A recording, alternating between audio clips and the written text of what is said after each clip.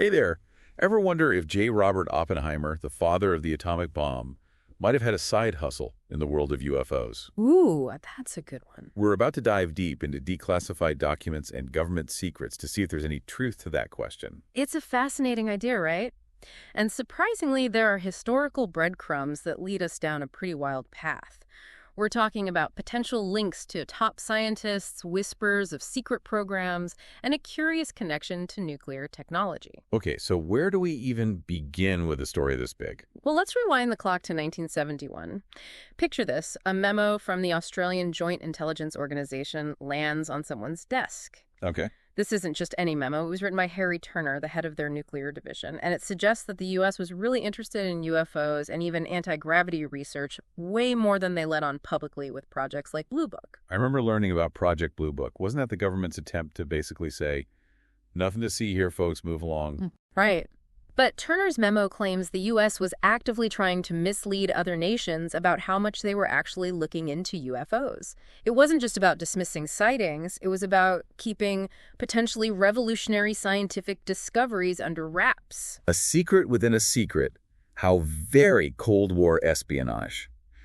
And this is where Oppenheimer enters the picture. This is where it gets even more interesting. Okay. Turner's memo names Oppenheimer directly along with big names like Edward Teller and Freeman Dyson as being involved in anti-gravity research. Okay, now hold on a minute. We're talking about the guy who helped unlock the secrets of the atom, and now we're supposed to believe he was trying to defy gravity too. It does sound like a giant leap, doesn't it? Yeah. But to understand why this connection isn't as crazy as it seems, we need to head back to the 1950s. This was a time when the world was obsessed with conquering space, and the idea of anti-gravity was practically woven into that dream. Ah, the 1950s. The era of Sputnik jetpacks and the unshakable belief that anything was possible. Exactly. There's this amazing article from 1956 in a publication called Young Men's Magazine. The title alone is a trip. The G engines are coming. It features aerospace giants like Lawrence Bell, founder of Bell Aircraft, saying they were on the verge of cracking the code of gravity. Wow. Bell even hinted at using nuclear technology to do it. Nukes and gravity. Yeah. That's some serious outside-the-box thinking, even for the 1950s. And it wasn't just him. George S. Trimble, the VP of Martin Corporation, actually stated that figuring out gravity might be achievable in the same time frame it took to build the atomic bomb. Wow. Think about that for a second. Wow, they were drawing a clear parallel between these two monumental scientific endeavors. It makes you wonder, what did they know back then? Was there more to it than just hopeful speculation? Well, there's a curious event that unfolds in 1957 that adds another layer to this story. A physics conference was held at UNC Chapel Hill, and on the surface, it was all about theoretical physics. Okay. But then you look at the guest list and think, wait a minute. Okay, lay it on me. Who was at this physics party that has you so intrigued? Imagine a room with minds like Bryce DeWitt, John Wheeler, and even a young Richard Feynman. Wow. These were heavy hitters in the world of physics. But here's the real kicker. The whole thing was sponsored by Wright Air Development Center, a major Air Force research facility. Now that's definitely suspicious. Why would a top-secret Air Force research center be interested in funding a bunch of physicists talking about equations? Yeah. It seems like they were hoping for a specific outcome, and it makes you wonder if that outcome was connected to this anti-gravity idea. It's certainly a possibility. And the plot thickens even more when you consider that Wright-Patterson Air Force Base, as it's now known, has a long history of intrigue. Rumors have circulated for years about it, housing captured Nazi technology from World War II, maybe even experimental aircraft designs. Are we saying that the Air Force might have gotten interested in anti-gravity because they got their hands on some secret Nazi tech? Because that sounds like something straight out of a movie. Truth can be stranger than fiction, right? And that's not even the most bizarre part. This is where we meet the enigmatic Thomas Townsend Brown.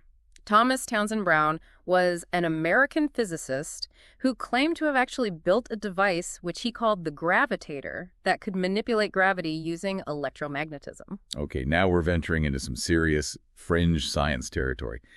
Did this thing actually work?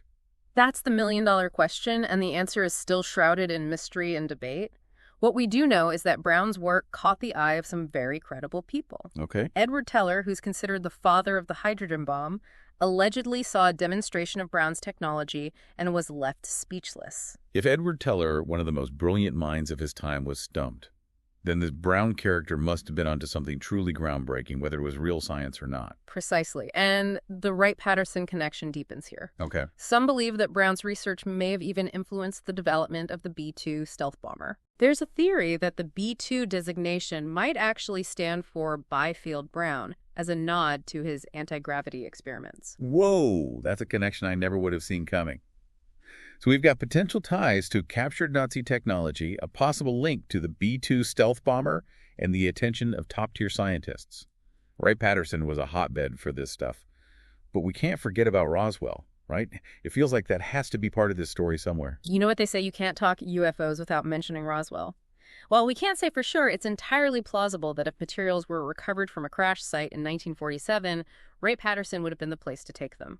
They already had that expertise in reverse engineering technology. It really makes you think, could those rumors about a secret UFO room at Wright-Patterson have some truth to them after all?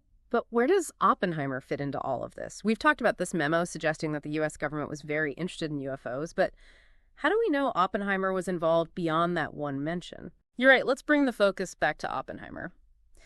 There's another crucial piece of this puzzle, a document called the Twining Memo from 1947.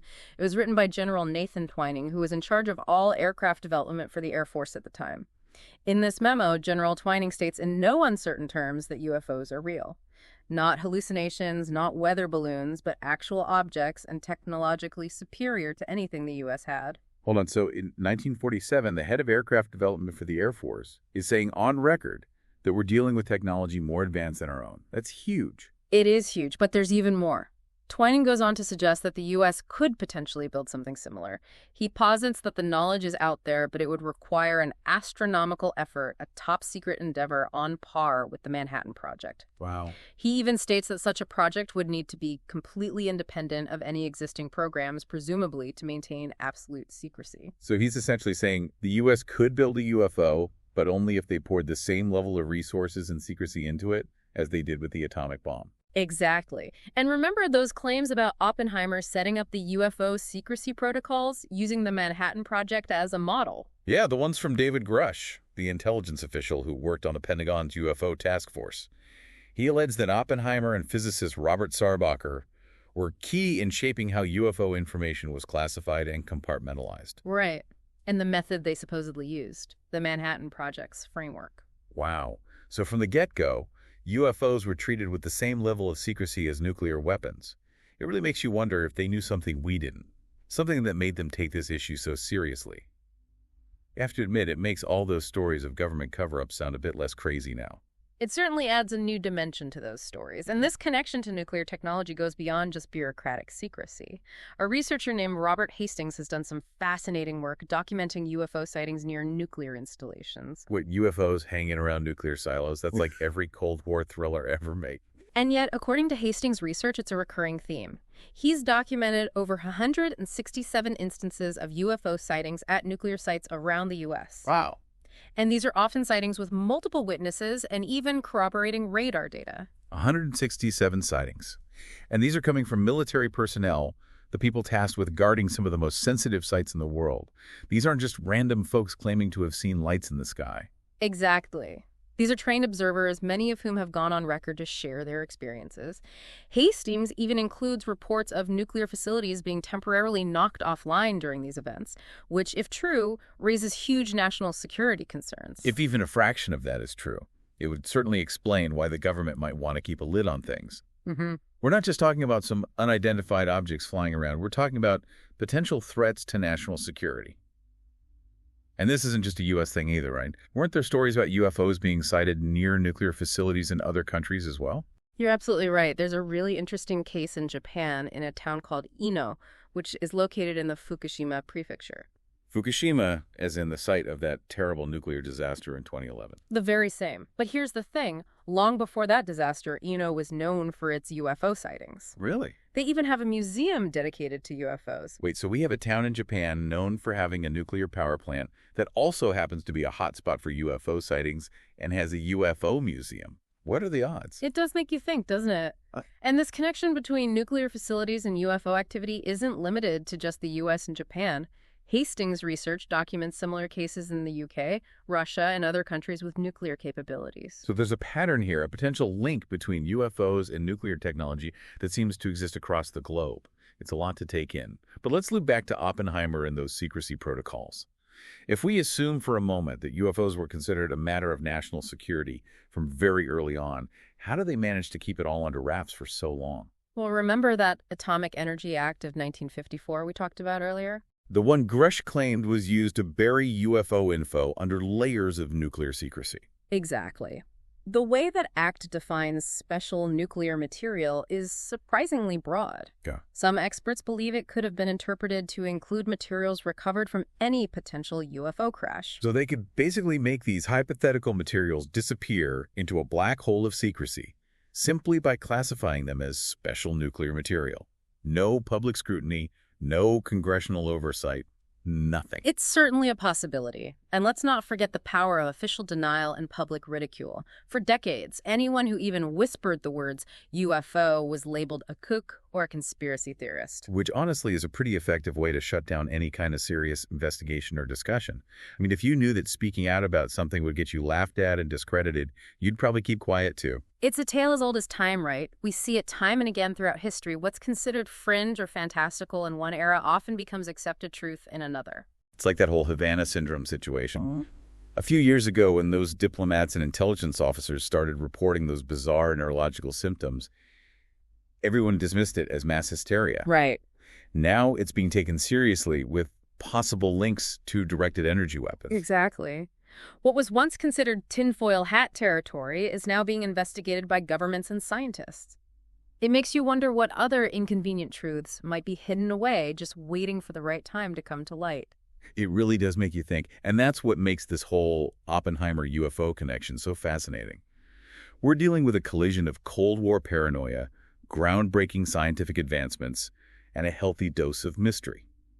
It's a good reminder that what we accept as truth is often shaped by those in power, and that sometimes the most outlandish-sounding ideas are closer to reality than we might think. It definitely challenges us to question what we think we know. Who knows what other secrets might be buried in those layers of Cold War secrets that, if uncovered, could change our understanding of history science, and maybe even our place in the universe. It's a lot to process for sure. Did Oppenheimer dabble in UFOs? While the evidence is circumstantial, the connections are definitely there, and they're incredibly intriguing. It feels like we've just scratched the surface here, and there's still so much more to uncover. I agree. Who knows what we might find as more documents are declassified and more people feel comfortable coming forward to share their experiences. The quest for knowledge never ends, even if our deep dive has to for today. You've given us all a lot to think about today, that's for sure. If you enjoyed this deep dive into the world of Oppenheimer, UFOs, and government secrets, be sure to share this episode with someone who you think would find it just as fascinating. And while you're at it, don't forget to subscribe to the Atmospheric Lights YouTube channel and visit our website, atmosphericlights.com, for even more explorations of the unexplained. Until next time. And the main issues that Congress and others have been concerned about are basically safety of flight concerns and counterintelligence issues. But of course, there's always the question of, is there something else that we simply do not understand that might come extraterrestrially?